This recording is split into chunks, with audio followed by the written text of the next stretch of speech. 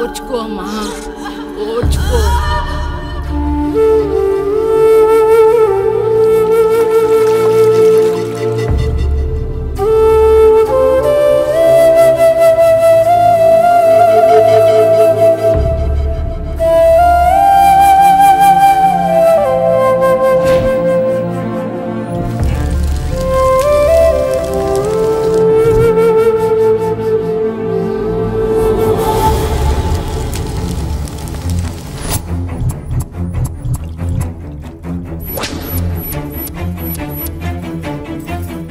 కొంచెం ఓర్చుకో, ఒక గంట ఆగితే ఆ దేవుడు కరుణిస్తాడు.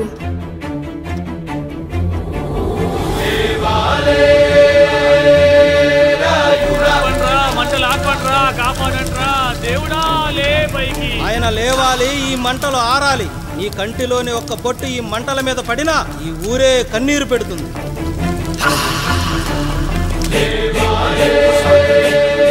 ఈరోజు మన ఊరాచారం నా వల్ల గోదావరిలో కలిసేలా ఉందిరా. భగవంతుడా, ఒక్క 5 నిమిషాలు, ఒక్క 5 నిమిషాలు నాకు పిల్లడ పిలిచి తండ్రి. సన్నని చిరుకులు వడగలుగా మారి పిడుగుల రూపంలో బయటకు వస్తున్నాయిరా. నాలోని బాధ అనిచేత ఇప్పుడు ఇంకొక 5 నిమిషాలు అంతే. నీళ్ళు సిద్ధంగా ఉంచుకోండి. ఆగు, ఎవరు చెప్పారా డెలివరీకి టైం అయిందని?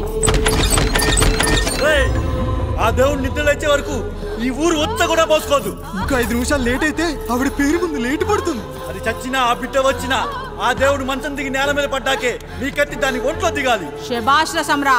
ఇంకా నా వల్ల కాదురా, నా వల్ల కాదు. ఒక్క చుక్క కింద పడ్డా నేను చంపేస్తానురా. గొంతులో ప్రాణం పైకి పోవాలి గాని గుంటలో నీళ్లు కిందకి రాకూడదు. దేవుడు లేస్తాడు, 5 నిమిషాల్లో లేస్తాడు. ఓర్చుకో.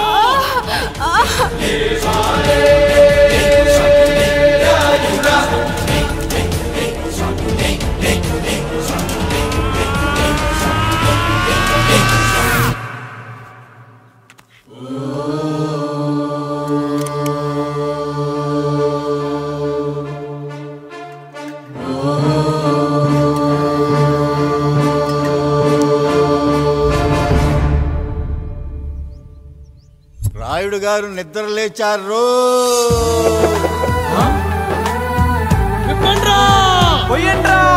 నీవు శారదా లగెత్తండి.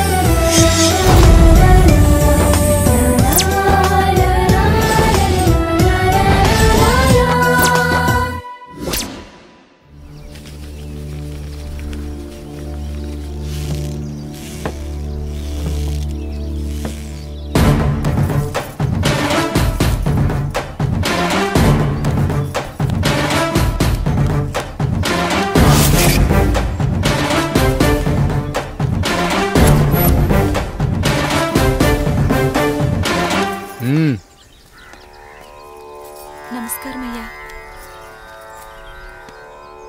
అయ్యా, మన ఈరిగాడికి సంవత్సరం క్రితం పెళ్ళయింది అయ్యా. మొన్నటిదాకా తాడు బంగారంలో ఉన్న వాళ్ళ జీవితం ఇప్పుడు తాడు ఫ్యాన్లో మారిందయ్యా.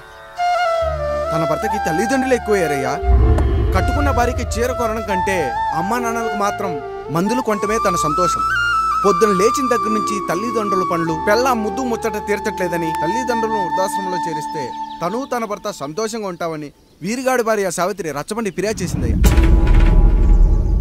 చూడమ్మా, ప్రతి స్త్రీ జీవితం 3 ఆకులతో ముడిపడి ఉంటుంది. పెళ్లిల్లో మావిడాకులు, శోభనం గదిలో తమలపాకులు, ఆ తర్వాత భర్తతో విడాకులు. మావిడాకులు గుమ్మానికి కట్టొచ్చు, తమలపాకులతో కిల్లీలు కట్టొచ్చు, కానీ విడాకులతో కాపురాలను కట్టలేమమ్మా, కట్టలేం. నన్నేం చేయమంటారు? నాకంటూ కోరికలుండవా? భర్తతో సరదాగా ఒక్కదాన్నే గొడవ పడాలని, ఆయన కష్టపడి అలిసొస్తే పక్కింటి వాళ్ళ కబుర్లన్నీ చెప్పాలని, వచ్చిన జీతం మొత్తం చేతికిచ్చాక నేనే 10వ పరకో చేతిలో పెడితే ఆయన కళ్ళల్లో ఆనందం చూడాలని నాకనిపించదా? ఎంతసేపు అమ్మా నాన్న అంటూ వాళ్ళ కొంగు పట్టుకుని తిరగడమే తప్ప నా పైట పట్టుకుని తిరిగిందే లేదు. నాకు విడాకులొద్దు, నా భర్త నాకు కావాలి. ఎరా, నీ భార్య చెప్పింది విన్నావుగా, ఏమంటావు? అయ్యా, మీరు నా వైపు కూడా ఆలోచించండి అయ్యా. 9 నెలలు నా తల్లి కష్టపడి కన్నీ పెంచితే 20 ఏళ్ళు నా తండ్రి నన్ను పోషించాడు. నిన్నగాక మొన్న వచ్చింది. ఇది మమ్మల్ని విడదీయాలంటే ఎలాగయ్యా?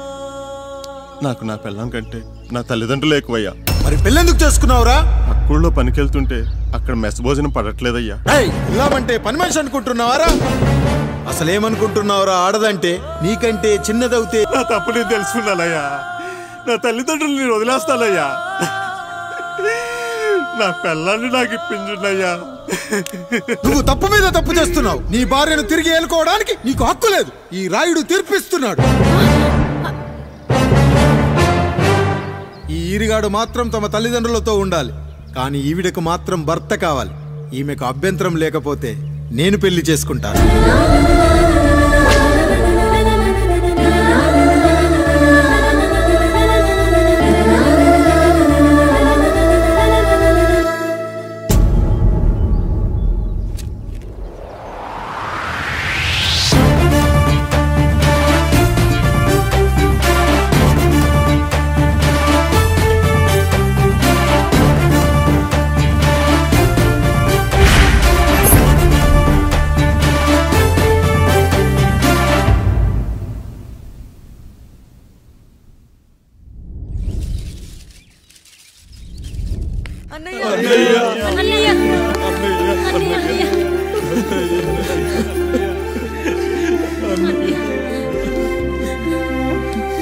రాత్రి చాలా భయం వేసిందనయ్యా.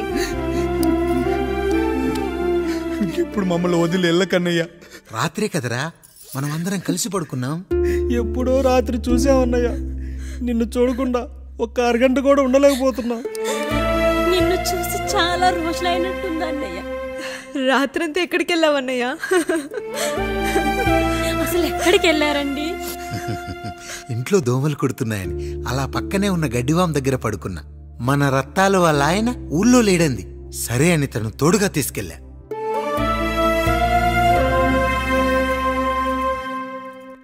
మీ సావుకటే మీ కుటుంబం నుంచి మిమ్మల్ని విడదీయాలయ్యా. అప్పటి వరకు మేము కళ్ళు తెరిస్తే మా కళ్ళ ముందు ఉండాలి, కళ్ళు మూస్తే మా కళ్ళలో ఉండాలయ్యా. నమస్కారం రాయుడు గారు.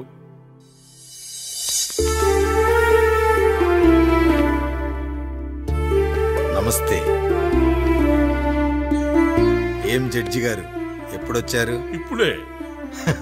రాయుడు గారు, మీ కుటుంబం గురించి వినడమే గాని ఇప్పుడే చూస్తున్నాను. ఒక్కసారి మీ కుటుంబ సభ్యుల్ని నాకు పరిచయం చేయండి రాయుడు గారు. వాళ్ళు నా తమ్ముళ్ళు. నమస్కారం. మొత్తం ముగ్గురా? కాదు, నలుగురు. వాడు వేరే షూట్లో ఉన్నాడు. వీళ్ళు నా చెల్లెళ్ళు. నమస్కారం తల్లి.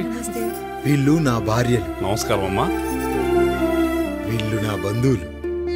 నమస్కారం. నా జీవితంలో ఎంతో ముఖ్యమైన, ఇష్టమైన, ప్రాణమైన మరో మనిషిని మీకు పరిచయం చేయాలి. ఆవిడే.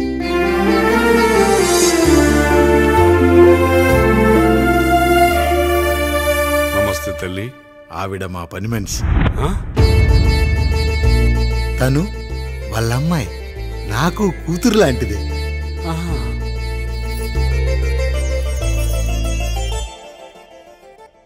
ఆ ఫోటోలోని వ్యక్తి ఎవరమ్మా? మీ ఆయన?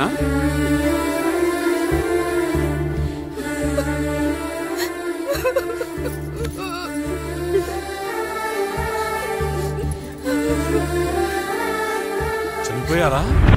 అయ్యో లేదండి. ఎక్కడ పడితే అక్కడ, ఏది పడితే అది వాగుతున్నాడని పోలీసులు నగర బహిష్కరణ చేశారండి. మళ్ళా ఎప్పుడొస్తాడు? నెక్స్ట్ సీన్కి వచ్చేస్తాడండి. ఈ అనుబంధాలు, ఆప్యాయతలు చూసిన తర్వాత నాకు ఒక కోరిక కలుగుతుంది రాయుడు గారు.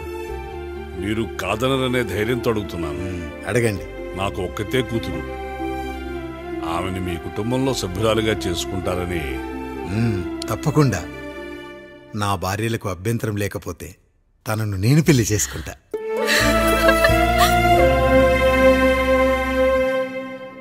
అయ్యో, మీరు పొరపాటుగా అర్థం చేసుకున్నారు. మీ పెద్ద తమ్ముడికి ఇచ్చి చేస్తారని.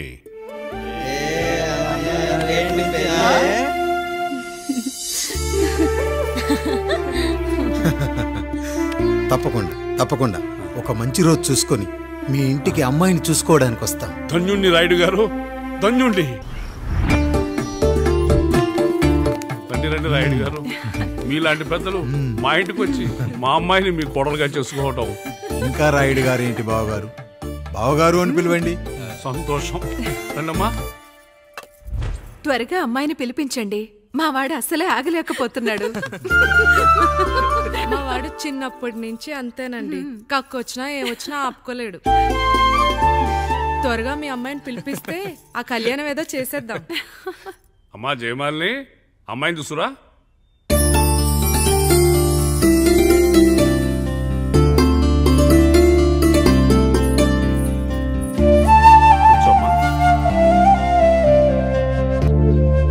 నువ్వు కూడా అబ్బాయిని చూడమ్మా.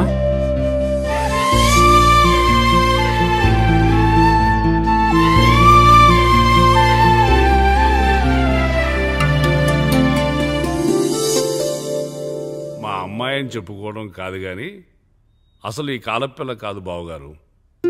రాత్రంతా బయట తిరిగినా కోడి కుయ్యకు ముందు ఇంటికి వచ్చేస్తుందండి. మళ్ళా ఊరంతా నిద్రలేగిస్తే తప్పుగా అనుకుంటారు కదా. తను తిరిగే స్నేహితుల్లో పచ్చి తాగుబోతులు తిరుగుబోతులు ఉన్నారు. కానీ ఆ విషయాన్ని తన మనసులోనే పెట్టుకుంటుంది కానీ స్నేహితుల గురించి ఎప్పుడూ చెడుగా చెప్పింది లేదు బావగారు. దీని చిన్నప్పుడే నా భార్య కారు డ్రైవర్తో కలిసి పక్క సందులోనే కూరగాయల మార్కెట్కి వెళ్ళి తప్పిపోయారు. అప్పటి నుంచి ఎంత వెతికించినా మా డ్రైవరు కనపడలేదు, నా భార్య దొరకలేదు.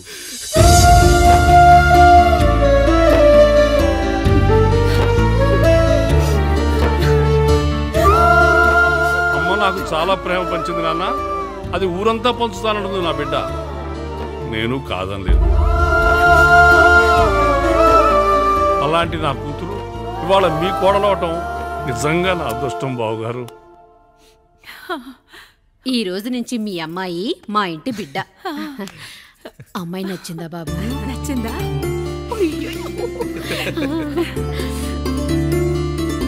వాడికేం తెలుసు అన్నయ్య గారు, చిన్న పిల్లాడు. ఇప్పటికీ ఆకుని చెవులో పువ్వుని నోట్లో పెట్టుకొని తిరుగుతూ ఉంటాడు.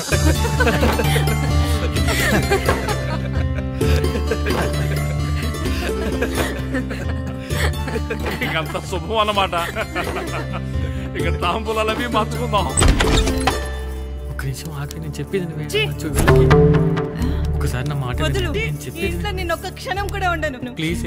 అమ్మా శారదా, పెద్దవాళ్ళు వచ్చారమ్మా, మనల్ని చూస్తున్నారు. అమ్మాయికి పెళ్లి చూపులమ్మా. ఈ టైంలో నువ్వు ఇలా అలర్ట్ చేస్తే దాని జీవితం నాశనం అవుతుంది తల్లి. లోపలికి వెళ్ళు, తర్వాత మాట్లాడదాం. ఇక్కడ మీ కోడలు కాపురం కాలిపోతుంటే మీరు ఆ మంటల్లో మీ కూతురు పెళ్లికి కాఫీలు పెట్టిస్తున్నారా? ఈ ఇంట్లో నేను ఇంకొక క్షణం కూడా ఉండను. ఒక్క నిమిషం తల్లి, అసలు ఏం జరిగిందో నాకు చెప్పమ్మా. ఈయన మంచోడని 6 నెలల క్రితం నాకు పెళ్లి చేశారు. మొదట్లో బాగానే ఉన్నాడు, ఆ తర్వాత ఒక రోజు మందు కొట్టాడు. కొన్ని తాగింది దిగాక మంచోడుగా ఉంటాడు అనుకుంటే ఈ మధ్య చెడు తిరుగుళ్ళు తిరుగుతున్నాడు. ఊరవతల చిన్నిళ్ళు కూడా పెట్టేశాడు. మీరే చెప్పండి రాయుడు గారు, ఈ ఇంట్లో నేను ఉండాలా, వెళ్ళిపోవాలా, ఈయన్ని వదిలేయాలా, అక్కర్లేదా? వదిలేయాలమ్మా. వదిలేయాల్సింది నీ భర్తను కాదు, అతనిలోని లోపాలు. ఆశ్చర్యపోతున్నావు కదూ? ఒక మగాడి బాధ సాటి మగాడిగా నేను చెప్తానమ్మా. ఆడదాని ప్రేమ వెలిగించిన అగరొత్తి లాంటిది. ఒకడు వెలిగించగానే కొన్ని గంటల్లో బూడిదైపోతుంది. కానీ మగాడి ప్రేమ దీపం లాంటిది. తను కాలుతూ కూడా నలుగురిని వెలిగించుకుంటాడు. ఆ వెలుగులో ఆనందాన్ని వెతుక్కుంటాడు. చూడమ్మా శారద, నువ్వు కాకిలోని నలుపును చూస్తున్నావు, నేను దాని రెట్టలో తెలుపును చూస్తున్నాను. మొగడు మందు కొట్టొస్తే నిన్ను కొట్టలేదని సంతోషపడాలి గాని బాధపడకూడదమ్మా. ఇక చిన్నిల్లు సంగతి అంటావా? రుచిగా ఉందని లొట్టలేసుకుంటూ సగం తిన్న బిర్యానీలో కుక్క మూతి పెట్టిందని తెలిసాక దాన్ని పారేసుకుని ఆకలిని చంపుకోవడం కంటే నాకింది మనింటి కుక్కే కదా దాని మూతిపళ్ళు రాలగొట్టి ఇంట్లో కట్టేయాలి. నీ భర్త కూడా అలాంటి కుక్కలాంటి వాడేనమ్మా.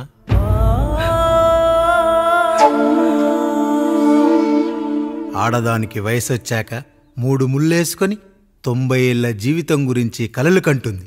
అదే మగాడు 3 ముక్కలాడి 90 ml మందేయాలని కలలు కంటాడు.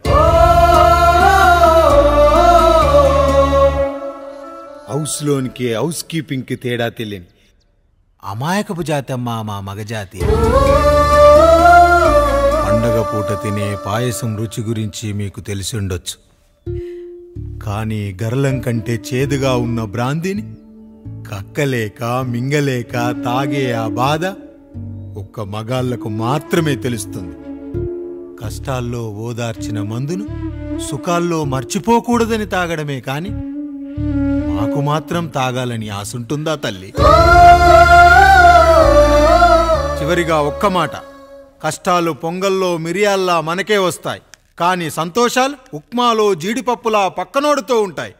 ఎదుటివాడి ఉప్మాలో కూడా పనికిరాని కరివేపాకుంటుందని సర్దుకుపోవడమే జీవితమమ్మా. రాయుడు గారు, నన్ను క్షమించండి. రాయుడు గారు, నన్ను క్షమించండి. నా తప్పు నేను తెలుసుకున్నాను. ఈ రోజు నా ఇద్దరి బిడ్డల జీవితాన్ని కాపాడారు రాయుడు గారు. ఈ శుభ కార్యక్రమాన్ని కూడా మీరే జరిపించండి. తప్పకుండా.